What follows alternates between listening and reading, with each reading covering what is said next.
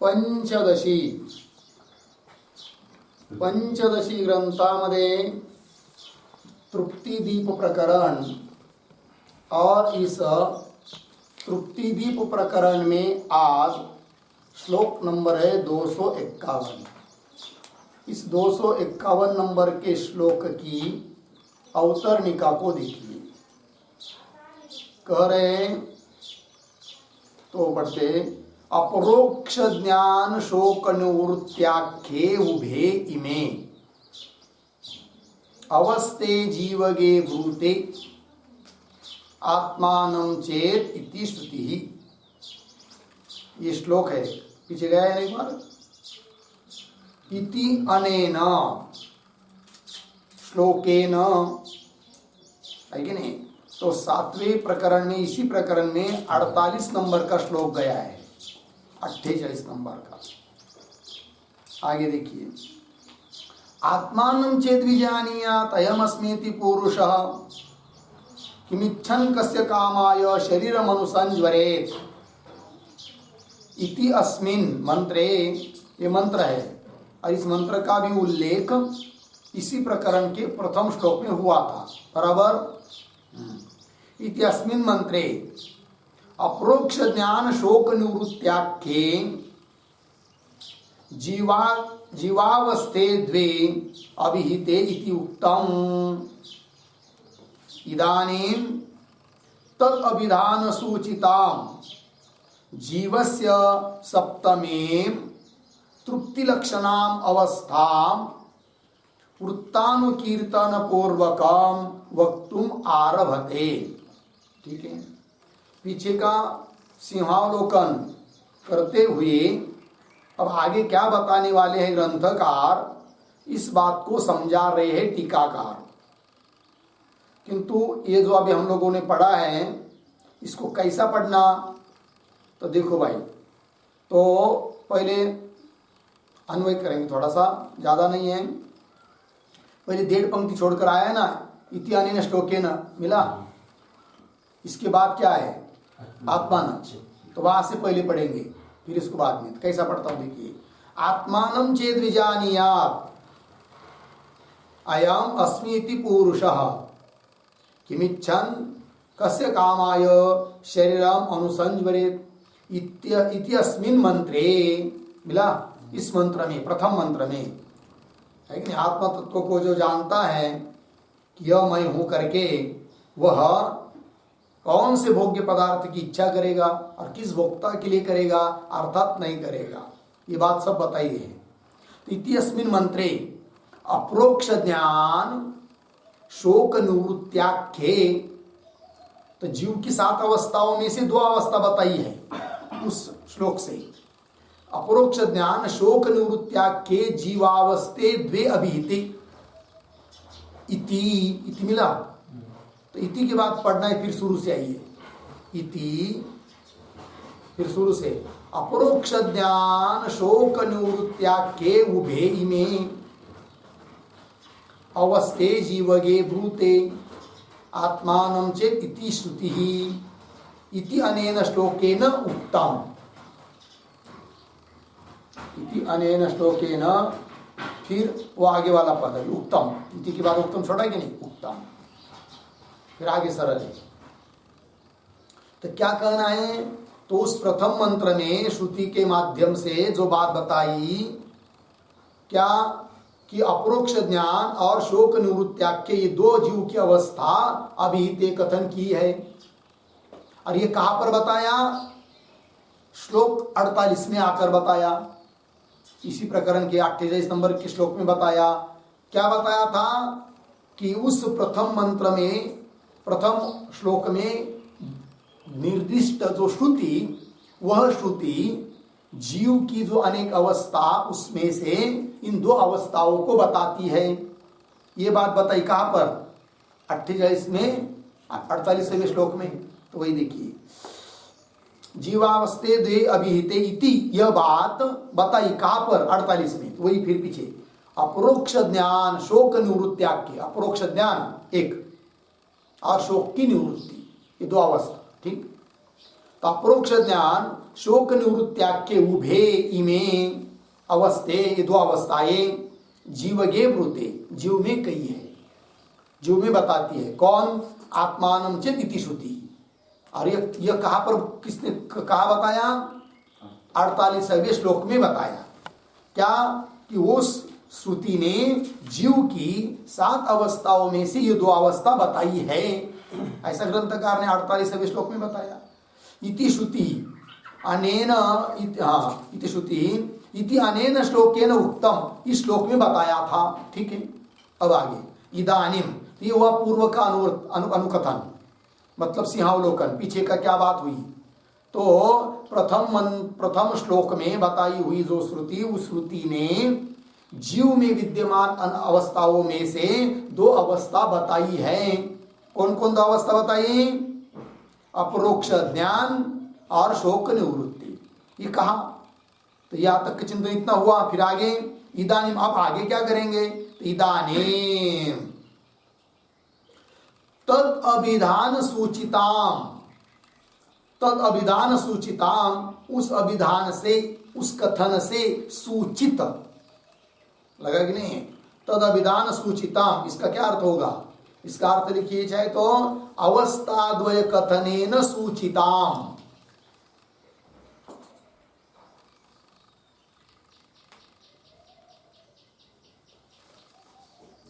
अवस्थाद्वय कथनेन सूचिताम सप्तमीम। ठीक है, देखो भाई अर्थ। इदानीम, इदानीम मतलब अब मतलब यहां से लेकर यह प्रकरण समाप्त होने तक क्या बताने वाले हैं? इदानीम तद अभिधान सूचिताम जीवस्य सप्तमीम तृप्ति लक्षणाम अवस्थाम वृत्तानुकीर्तन पूर्वकम वक्तुम आरभते। तो जीवस्य सप्तमीम अवस्थाम वक्तुम आरभते, मिला पंक्ति? जीव की 7वीं अवस्था कहने के लिए आरंभ कर रहे हैं ग्रंथकार। अब कौन सी वो 7वीं अवस्था? यही पर दिया है, बोलते जाओ। तृप्ति लक्षणाम, तो जीव की 7वीं अवस्था जो जिसका नाम है तृप्ति, उस तृप्ति नाम की अवस्था को कहने जा रहे ग्रंथकार यहां से आगे।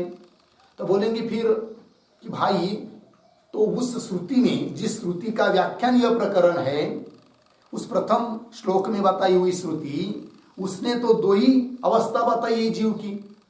कौन कौन? अपरोक्ष ज्ञान, शोक निवृत्ति। फिर तृप्ति का निरूपण क्यों कर रहे हो? तो उसका क्या उत्तर? उसका क्या उत्तर है?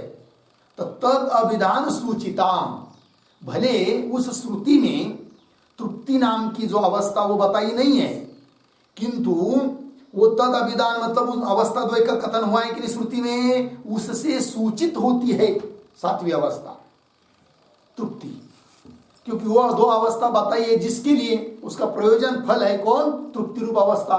तो उससे द्योतित हुई, सूचित हुई जो 7वीं अवस्था, अर्थात निकल आई 7वीं अवस्था। अतः उस 7वीं अवस्था जो तृप्ति जिसका नाम है, उसको भी बताना हम लोगों को जरूरत है, आवश्यक है। इसलिए ग्रंथकार अब तृप्ति नाम की जीव की 7वीं अवस्था जो है, 7 अवस्थाओं में से 7वीं, उसका वर्णन करने जा रहे हैं, जो कि मंत्र के द्वारा कथित 2 अवस्थाओं के द्वारा सूचित होती है 7वीं अवस्था। इसलिए उसका कथन करना है अभी, यहां से लेकर आगे। इदानीम, अंतिम की पंक्ति की, इदानीम तद अभिधान सूचिताम, उन अवस्था द्वय के द्वारा, अवस्था द्वय का कथन के द्वारा सूचित जो जीव की 7वीं तृप्ति नाम वाली अवस्था वृत्तानुकीर्तन पूर्वकम वक्तुम आरभते। आरभते का कर्ता कौन है? ग्रंथकार आरभते, कहने के लिए आरंभ कर रहे हैं, किंतु कैसे? वृत्त अनुकीर्तन पूर्वकम। वृत्त, वृत्त कहते गत अर्थ, अभी तक जो अर्थ हुआ है पीछे, उसका अनुकीर्तन मतलब उसका अनुवाद करते हुए 7वीं अवस्था का निरूपण करने जा रहे हैं। वृत्तानुकीर्तन पूर्वकम, गत अर्थ का अनुवाद पूर्वक वक्तुम आरभते, कहने के लिए आरंभ कर रहे हैं। और अंतिम, इस प्रकरण के अंतिम तक बताएंगे इस तृप्ति को। तो चलिए अब श्लोक है, श्लोक को पढ़ते हैं। किमिच्छन् इति वाक्योक्तः शोकमोक्ष उदीरितः आभासस्य ह्यवस्थैषा षष्ठी तृप्तिस्तु सप्तमी किमिच्छन्निति वाक्योक्तः शोकमोक्ष उदीरितः आभासस्य ह्यवस्थैषा षष्ठी तृप्तिस्तु सप्तमी। किमिच्छन् इति वाक्योक्तः शोकमोक्षः उदीरितः आभासस्य ही अवस्था एषा षष्ठी तृप्ति ही तु सप्तमी। ठीक है, अन्वय। किम इच्छान इति वाक्योक्तः शोकमोक्षः उदीरितः। नीचे एषा आभासस्य षष्ठी अवस्था ही सप्तमी ही तू तृप्ति ही तू सप्तमी, तृप्ति ही तू सप्तमी। ठीक है, अर्थ देखिए। किमिच्छन इति वाक्योक्त, किमिच्छन कस्य काम इत्यादि वाक्यों के द्वारा उक्त कथित प्रतिपादित जो अवस्था शोक मोक्ष उदीरित, शोक मोक्ष रूप अवस्था का कथन किया। शोक मोक्ष मतलब शोक की निवृत्ति रूप अवस्था का वर्णन किया। उदीरित ये कौन सी अवस्था थी फिर शोक मोक्ष रूप? तो कह रहे हैं कि येषा शोक मोक्ष, शोक की निवृत्ति। तो येषा आभासस्य षष्ठी अवस्था, यह आभास की षष्ठी छठवीं अवस्था है। कौन सी? शोक निवृत्ति, शोक मोक्ष, शोक निवृत्ति। ठीक है ना। तो येषा मतलब शोक निवृत्ति रूप आभास की छठी अवस्था है। ही मतलब निश्चय से एवं। और बोलेंगे फिर सात्विक कौन से है? तो करे तृप्ति तु सप्तमी, तृप्ति अवस्था, तृप्ति नाम की अवस्था सात्विक है। ठीक है, चलिए टीका। किमिच्छन इति उत्तरार्धेन अभिहितः यह शोक मोक्षः सह एतावता ग्रंथ संदर्भेण उदीरितः। उदीरित प्रतीक उसका अर्थ कर रहे अभिहितः। अर्थ देखिए भाई। किमिच्छन ये उत्तरार्ध है श्रुति का। किमिच्छन कस्य काम आय इति उत्तरार्धेन अभिहित, अभिहित कथितः। कौन? यह शोक मोक्ष। शोक मोक्ष मतलब शोक निवृत्ति, शोक निवृत्ति रूप अवस्था का कथन किया है। सह हाँ बोलते जाओ। शोक मोक्ष एतावता ग्रंथ संदर्भेन उदीरित, उदीरित का अर्थ कर रहे अभिहित। तो सह अभिहित, सह शोक मोक्ष अभिहित कथित। कितने वाक से? एतावता ग्रंथ संदर्भेन। एतावता मतलब इतने ग्रंथ वाक से। इतने मतलब कितने? 250। क्या कहा से कहा? 251 से। एतावता ग्रंथ संदर्भेन उदीरित अभिहित कथित। पहले कथन किया था। कहा से कहा था? 1 नंबर से नहीं, श्लोक नंबर 136 से 251 तक शोक निवृत्ति बताई है। एतावता ग्रंथ संदर्भेन मतलब श्लोक नंबर 136 से लेकर 250 तक बोलिए, चाहे 251 तक बोलिए। ग्रंथ संदर्भेण उदीरित अभिहित। ठीक है, आगे चलिए। येषा मिला पंक्ति, येषा प्रतीक है। तो येषा सब, येषा षष्ठी बताना है ना। तो छठी कैसी है भाई? तो पहले 7 गिनाना पड़ेगा अवस्था जीव की, तब पता चलेगा कि ये छठी है करके, तब गिना रहे हैं। और पीछे का ही वो अनुकीर्तन है, क्योंकि इसी प्रकरण का 33 नंबर का श्लोक हो चुका है, वो उसको दे रहे टीकाकार। अज्ञानमावृत्तिस्तद्वद् विक्षेपश्च परोक्षधीहि अपरोक्षमति शोक मोक्ष तृप्तिर्निरंकुशा। इसी प्रकरण का 33 नंबर का श्लोक है। उसमें 7 अवस्था बताई है। अज्ञानम 1, आवृत्ति मतलब आवरण, ये 2, तद विक्षेप विक्षेप 3, परोक्षिधि मतलब परोक्ष ज्ञान 4, अपरोक्षवती अपरोक्ष ज्ञान 5, और शोक मोक्ष मतलब शोक की निवृत्ति कितनी हुई? 6ठी। और तृप्ति तो तृप्ति ही निरंकुशा, निरंकुशा तृप्ति 7वीं। आगे चलिए। इति अनेन श्लोकेन, इस श्लोक के द्वारा अभिहितासु सप्तसु कथित जो 7 अवस्थाएं, उन 7 अवस्थाओं में, कैसी 7 अवस्थाएं? पूरा वाक्य पढ़ लीजिए। इति अनेन श्लोकेन अभिहितासु सप्तसु जीवावस्थासु षष्ठी इत्याह। इन श्लोक के द्वारा अभिहित अर्थात कथित 7 जो जीव की अवस्थाएं हैं, उन 7 अवस्थाओं में षष्ठी, ऐसा षष्ठी कौन सी? शोक मोक्ष, शोक निवृत्ति, आभाससीति इत्याह आभाससीति। आगे सप्तमी व्याख्यायति इति शेष, और 7वीं जो है उसका व्याख्यान अभी करना है, यहां से आगे प्रकरण समाप्ति तक। चलिए फिर आगे के श्लोक की अवतरणी का। अप्रोक्ष ज्ञान जन्यायाः तृप्तेः निरंकुशत्वं प्रतियोगी प्रदर्शन पुरस्सरम प्रतिजानीते। ठीक है, अर्थ देखिए। अप्रोक्ष ज्ञान जन्याय, अप्रोक्ष ज्ञान से उत्पन्न होती है अवस्था कौन सी? तृप्ति, जो कि 7वीं अवस्था है। ठीक है, तो अपरोक्ष ज्ञान जन्याय तृप्ते है, और वो तृप्ति भी कैसी? निरंकुशा तृप्ति, मतलब अंकुश रहित तृप्ति। अब बोलेंगे भाई तृप्ति उसमें भी कोई अंकुश होता है क्या? हाँ होता है, क्योंकि तृप्ति 2 प्रकार की है, एक सांकुशा तृप्ति और एक होती है निरंकुशा तृप्ति। तो निरंकुशा तृप्ति समझने के लिए सांकुशा तृप्ति समझनी चाहिए। तो सांकुशा मतलब अंकुश से युक्त तृप्ति।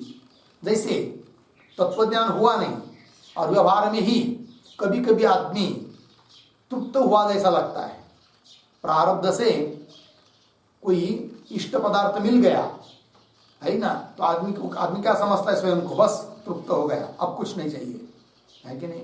तो वो जो तृप्ति है वो कैसी तृप्ति है? सांकुशा। क्योंकि उसमें वो तृप्ति प्राप्त होने पर भी कर्तव्य समाप्त नहीं हुआ। तो कर्तव्य के साथ, कर्तव्य बुद्धि के सहित जो तृप्ति, वो तृप्ति है सांकुशा तृप्ति। कर्तव्य वही उसका अंकुश है। क्यों? दुख प्राग भाव सहित जो तृप्ति, उस तृप्ति को कहेंगे क्या? सांकुशा तृप्ति। अब पेट भर के गुलाब जामुन खा लिया या बट्टी खा लिया, दाल बट्टी, तृप्ति तो हो ही ऐसा लग रहा है कि नहीं? किंतु थोड़ी देर के बाद वो और पेट में फूल गया, पानी पीते पीते फिर तकलीफ होने लगी, डॉक्टर के पास जाना पड़ा, दवाई लेना पड़ रही है, तो दुख हो रहा है कि नहीं? तो दुख हो रहा है कि नहीं? तो दुख सहित वो तृप्ति है, इसलिए वो तृप्ति कैसी हुई? सांकुशा तृप्ति हुई। और जहां प्राप्तव्य बुद्धि समाप्त हो जाती है, कर्तव्य बुद्धि समाप्त हो जाती है, ठीक है ना, कोई दुख का प्रागभाव भी नहीं है, ऐसी जो तृप्ति, उस तृप्ति को कहेंगे क्या? निरंकुशा तृप्ति। तो कर्तव्य ये सब अंकुश है। ठीक है, तो चलिए। अप्रोक्ष ज्ञान जन्याया तृप्ते है निरंकुशत्वम प्रतियोगी प्रदर्शन पुरस्सरम। निरंकुशत्व, इसके लिए कोई प्रतियोगी है, क्योंकि निरंकुशत्व शब्द का अर्थ होता है अंकुशत्व का अभाव। निरंकुशत्व मतलब क्या? अंकुशत्व का अभाव। ठीक है ना?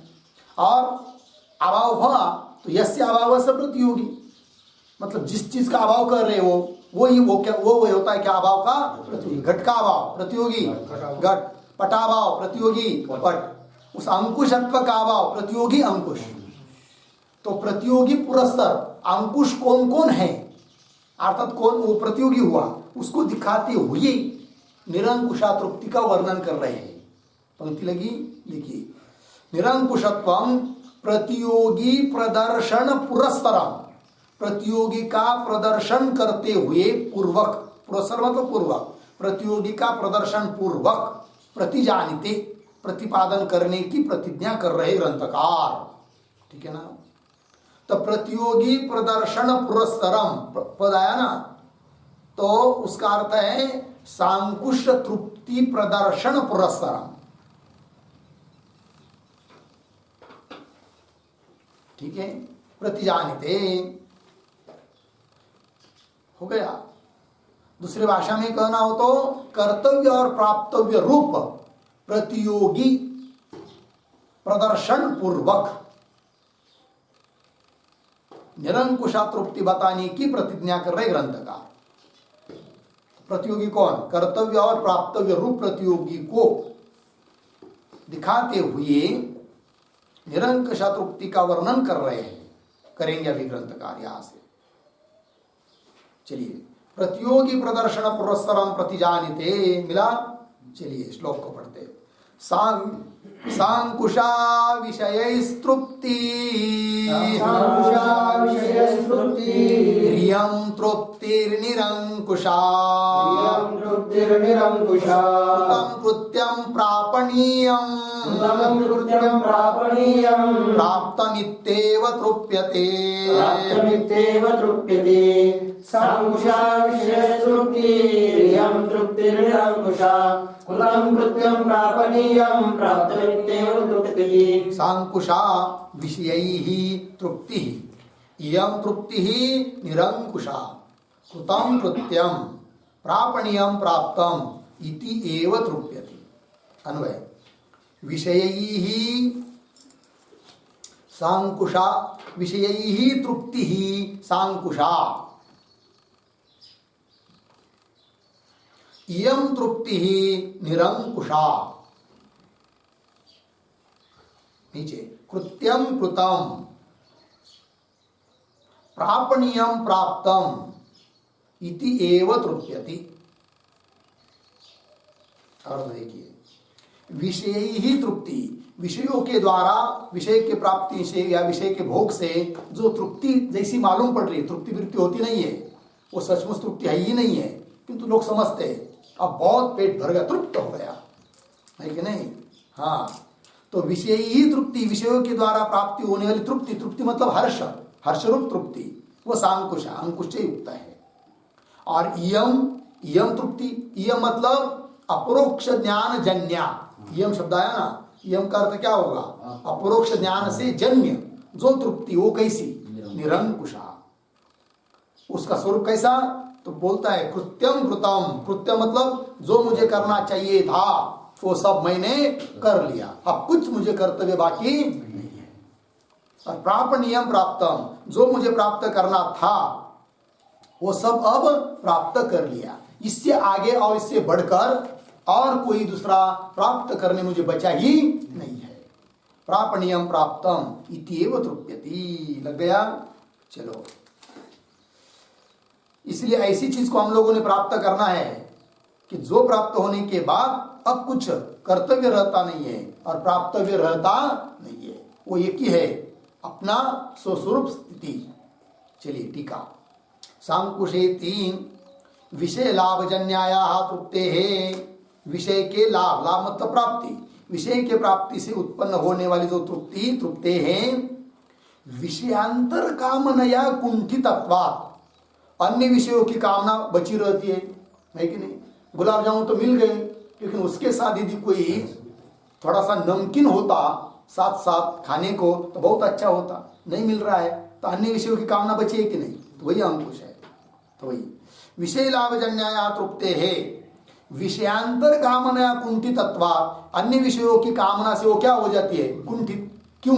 गुलाब जामुन खा लिया, तृप्त हो गया, ऐसा थोड़ी देर के लिए पुनः कोई न कोई विषय की इच्छा उत्पन्न होती है, तो फिर ये तृप्ति कैसी हो गई? कुंठित हो गई, रुक गई, दूसरा विषय की इच्छा उत्पन्न हुई, है कि नहीं? वो भी प्राप्त होता है तो और विषय की इच्छा उत्पन्न होती है, तो आगे आगे विषय की कामना से जो तृप्ति हुई लगती है पीछे पीछे की, वो कुंठित हो जाती है, ठीक है ना? इसलिए वो तृप्ति कैसी है? सांकुशा।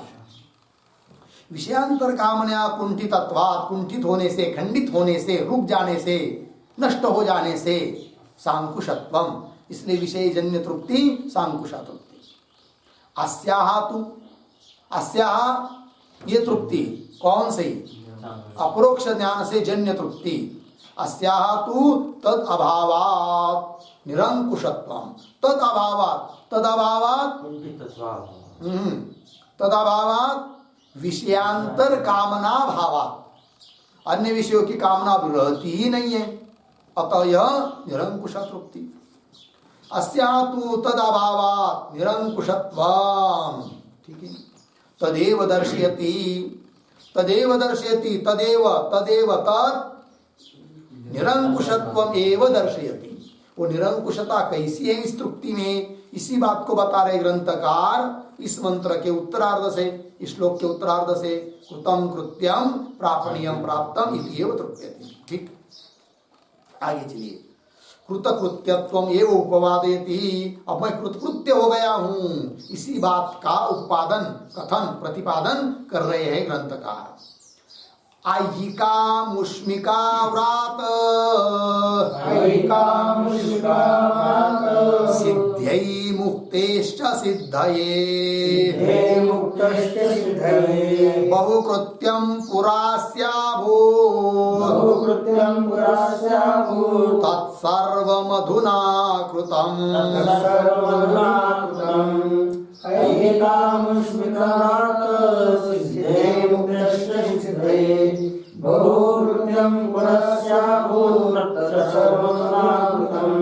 ऐहिकामुष्मिक व्रात सिद्ध्यै मुक्तेः च सिद्धये बहुकृत्यं पुरा अस्य अभूत् तत् सर्वं अधुना कृतम्। अन्वय अस्य पुरा ऐहिक अमुष्मिक व्रात सिद्धि च मुक्तेः सिद्धये बहुकृत्यम् अभूत् तत्सर्वम् अधुना कृतम्। अर्थ देखिए, अस्य अस्य अस्य ज्ञानिनः विदुषः। देखो भाई, अस्य मतलब अब जो जिसको ज्ञान हुआ है, इसको पूरा पूरा मतलब ज्ञान होने के पहले क्या, ऐहिक अमुष्मिक व्रात सिद्धि। ऐहिक अमुष्मिक, ऐहिक मतलब इस लोक, अमुष्मिक मतलब परलोक, व्रात मतलब भोग का समूह। तो इस लोक के लिए, इस लोक में जो भोग का समूह है उसकी सिद्धि के लिए, और आमुष्मिक मतलब परलोक में जो भोग का समूह है, अनेक प्रकार के भोग है, उसके सिद्धि के लिए, और मुक्ति सिद्ध मोक्ष सिद्ध होने के लिए बहुकृत्यम अभूत, बहुत करना बाकी था, करना योग्य था पहले इसको, किंतु तत्सर्वम अधुना कृतम, वो सब अब कर लिया, अब कुछ करना बाकी नहीं रहा। यही उसकी क्या हुई, कृतकृत्यता ज्ञानी पुरुष की। वो सोचता है, अब उसका निश्चय हो गया, अरे यार क्या मैं दौड़ रहा था अज्ञान काल में, इधर उधर, ये चाहिए वो चाहिए वो चाहिए वो चाहिए, वो सब झूठा ही था, और झूठे के पीछे मैंने मेरी जिंदगी बर्बाद कर दी। अनुताप होता है, फिर उसको भी वो छोड़ देता है, कोई बात नहीं, चलो अब तो मैं मेरी स्थिति में आ गया, अब मुझे न कर्तव्य है न प्राप्तव्य है। कृतम कृत्यम प्रापणीयम प्राप्तम इत्येव तृप्यति, ऐसा सोचता हुआ तृप्त होता है, हर्षित होता है। यह उसकी तृप्ति निरंकुशा तृप्ति है। ठीक है, चलिए आगे, आगे के टीका टीका देखिए। आई की थी, अस्य प्रतीक है, उसका अर्थ कर रहे हैं विदुषः तत्व ज्ञानोदयात पूर्वम। पूरा आया था कि नहीं, पूरा पूरा शब्द का अर्थ होता है तत्व ज्ञानोदयात पूर्वम, तत्व ज्ञान उत्पन्न होने के पहले। इस विद्वान को लोके, लोक में इष्ट प्राप्त अनिष्ट निवृत्त च, इष्ट वस्तु की प्राप्ति के लिए और अनिष्ट वस्तु की निवृत्ति के लिए बहुत करना बाकी था। उदाहरण कृषि वाणिज्यादिकम है कि नहीं, कृषि मतलब खेती, वाणिज्य व्यापार आदि शब्द से नौकरी आदि, वो सब उसके लिए वो करना था, कृत्य था, उसके लिए कर्तव्य था, इष्ट प्राप्ति के लिए अनिष्ट निवृत्ति के लिए। नहीं खाएंगे, नहीं करेंगे काम तो खाएंगे क्या, ऐसा सोचता हुआ करता ही था। फिर आगे कृषि वाणिज्यादिकम अर्धविराम, आगे स्वर्गादि सिद्धये यागोपासनादिकम अर्धविराम।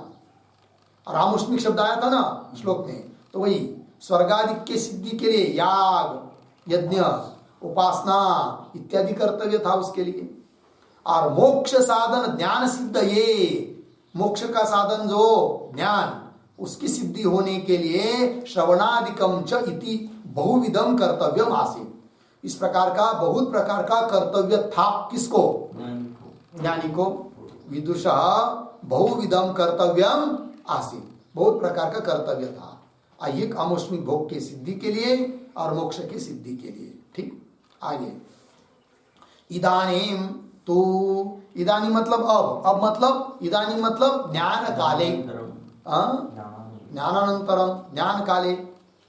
इदानीम तो सांसारिक फलेच्छा भावात, अब उसको सांसारिक फल की इच्छा ही नहीं रही। सांसारिक फल की इच्छा का अभाव हो जाने से, अभावात, और ब्रह्मानंद साक्षात्कार से सिद्धत्वात्, और ब्रह्मानंद रूप साक्षात्कार भी उसको क्या हो गया? सिद्ध हो गया। स्वयं को ब्रह्म ही ब्रह्म रूप से स्वयं को जान रहा है, अतः उसको मोक्ष भी अप्राप्तव्य नहीं है। तो ब्रह्मानंद साक्षात्कार से सिद्धत्वाच्च तत्सर्वम, तत्सर्वम प्रतीक है, उसका अर्थ कर रहे हैं कृषि याग श्रवणादिकम, खेती बाड़ी याग उपासनादि श्रवणादिकम सर्व, तत्सर्वम कृतम प्रतीक। कृतम का अर्थ कर रहे हैं कृत प्रायम अभूत, जैसे कि सब कुछ कर लिया, अब करने की जरूरत नहीं। पहले तो बहुत दौड़ता था 10 रुपए के लिए, 20 रुपए के लिए, 50 रुपए के लिए। आप समझ लीजिए किसी ने उसको एक साथ 5 करोड़ रुपए दे दिया है कि नहीं। अब वो 2, 4, 10, 5 रुपए के लिए दौड़ेगा क्या? नहीं दौड़ेगा। तो फिर उसको बोलेंगे अरे भाई चलो ना जरा काम के लिए, 200 रुपये मिल जाएंगे तुमको, शाम तक काम करोगे तो। वो बोलता है नहीं, अब सब मैंने काम कर लिया, अर्थात अब कर्तव्य बाकी नहीं है। अर्थात वो करने से जो फल मिलने वाला था वो सब अब मुझे मिल गया। खेती करके, बाड़ी करके, नौकरी करके जो फल मिलने वाला था, ये किंचित सुख, अब तो मुझे महान सुख मिल गया, इसलिए अब वो सब जैसे कि कर लिया, अब कुछ कर्तव्य बाकी नहीं रहा। ऐसा सोचता हुआ तृप्त होता है कौन? ज्ञानी पुरुष। ठीक है, कृतम कृत प्रायम अभूत। अतः परम, ध्यान दीजिए, अतः परम अनुष्ठेयत्वाभावात् इत्यर्थः।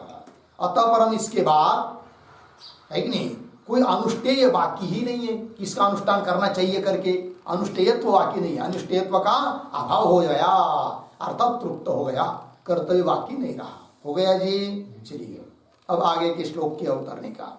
एवं कृतकृत्यत्वम उपपाद्य तत्फलभूताम तृप्तिम दर्शयति। इस प्रकार से कृतकृत्यत्व का उत्पादन किया, कथन किया। अब उसका फल, कृतकृत्यता का फलभूत जो तृप्ति, उस तृप्ति को दिखा रहे ग्रंथकार। ठीक है, श्लोक में तो कैसे पढ़िए तो तदेतत ही का तद एतत ऐसा पदच्छेद होगा ना, हमारे पुस्तक में तो छूट गया एक, तद एतत ऐसा चाहिए। चलिए, तदेतत् कृतकृत्यत्वं प्रतियोगी पुरस्सरं अनुसंदद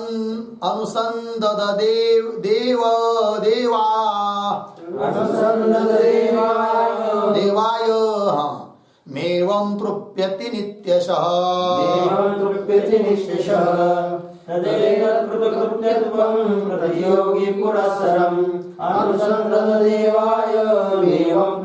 नित्यशः। तत् एतत् कृतकृत्यत्वं प्रतियोगी पुरस्सरं अनुसंददत् एव अयम् एवं तृप्यते नित्यशः। अन्वय, अयम् तदेतत् कृतकृत्यत्वं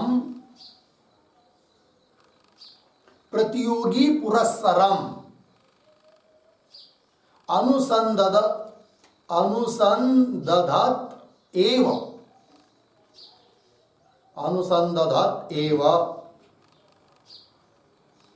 एवं नित्यशः तृप्यति। एवं नित्यशः तृप्यति। लग गया अर्थ? देखिए भाई, तद एतत्, हाँ अयम, ठीक है ना जी, अयम अयम ज्ञानी पुरुष, ठीक है ना जी। तदेतत् कृतकृत्यत्वम, तदेतत् मतलब जो अभी तक पहले ज्ञान के पहले कर्तव्य करके था वो सब है कि नहीं। तो तदेतत् का अर्थ लिखिए, तत् संक्षेपेण उक्तम, एतत् बराबर विशेषेण वक्तुम योग्यम, तत् बराबर संक्षेपेण उक्तम, एतत् बराबर विशेषेण वक्तुम योग्यम।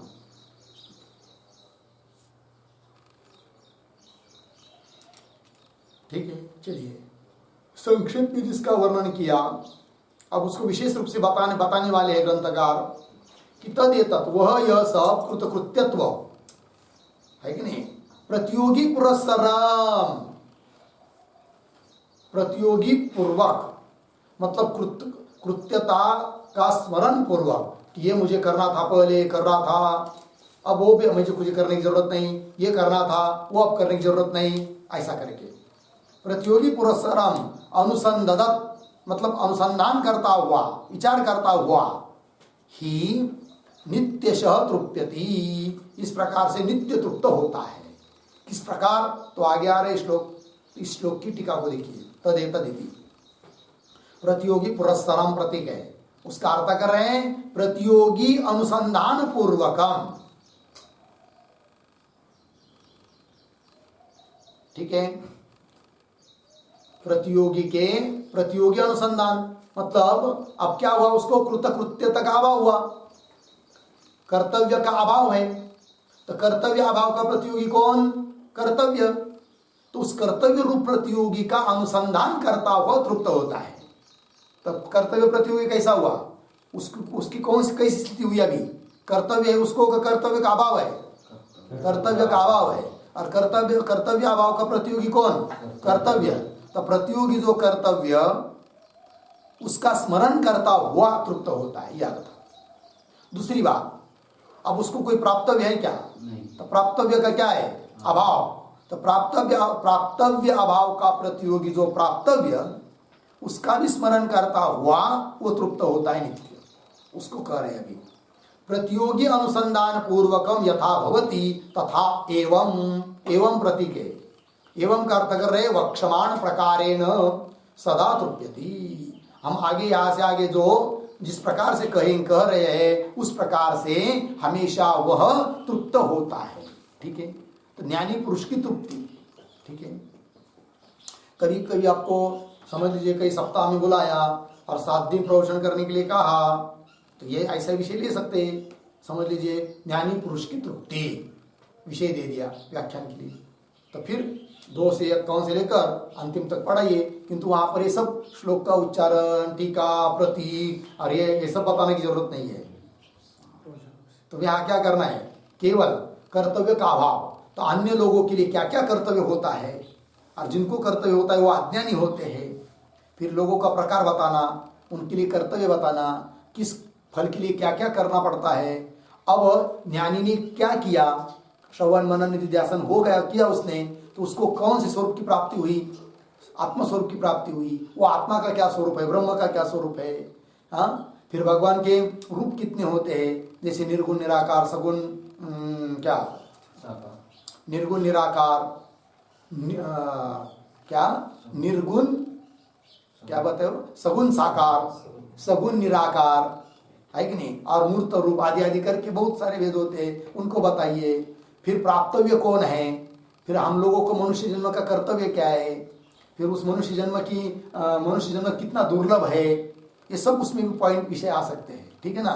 फिर वो बताते हुए ज्ञान हम लोगों के लिए, मनुष्य के लिए कितना आवश्यक है, फिर ज्ञान से वो तृप्त हुआ है, तो तृप्त हुआ मतलब उसको कोई कर्तव्य बाकी नहीं है, तो आदमी के लिए कौन कौन कर्तव्य है और उसके लिए वो क्यों क्यों नहीं है, ये सब बात बताएंगे, तो बढ़िया से आप महीना भर प्रवचन कर सकते हैं। उसको बुद्धि लगाना पड़ेगी, चिंतन करना पड़ेगा, है कि नहीं, और सब उसके लिए संत वाङ्मय की पुरावा ये सब खोजना पड़ेंगे आपको, तब होगा।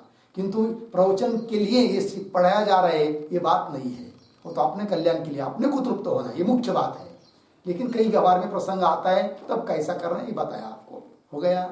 चलो भाई, एवं वक्षमान प्रकारेण सर्वदा तृप्यति, लग गया। आगे चलिए, आगे के श्लोक क्या उतरने का संभली कस का है, तो चलो ठीक है फिर।